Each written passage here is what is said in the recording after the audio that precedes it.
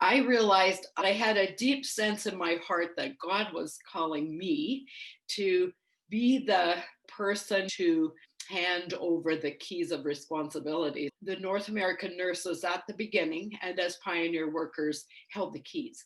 And so in my period of time, I felt it was necessary to move forward. I worked with staff persons there who were well trained in tuberculosis care and x-ray and doing consultations. They delivered babies, so we worked with 3 to 6 midwives. They did prenatal care, postnatal care, they did children's care, they looked after adults. None of these staff people were actually uh, certified by the government because none of them actually had a secondary education, and some not even an elementary diploma that would allow them to get into any kind of training. But the reality was that at the same time our clinics grew and they flourished, and the MSPP, the Ministry of Health, recognized that we had a staff who served with integrity and did their work with excellence. In the early 90s, World Partners was making changes. We saw that we had worked ourselves out of a job and that the national leadership of the AEM, or the Missionary Church in Haiti, were quite capable of managing this work. And so we made plans to withdraw from Haiti.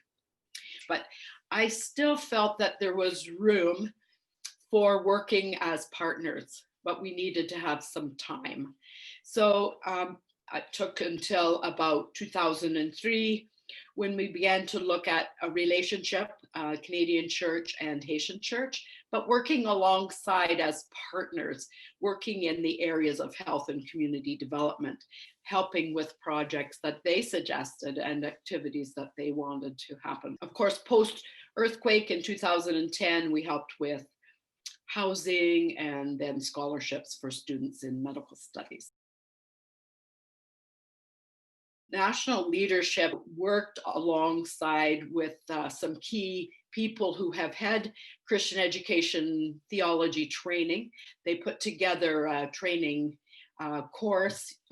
Those young men and women are serving now in churches, and they're actually serving on the national church, on the executive level. And then I've also seen the churches, when there's been major disasters like landslides and hurricanes, churches have pulled together with others in the community and purchased food, purchased clothing, other supplies, and taken them to the areas that have been devastated.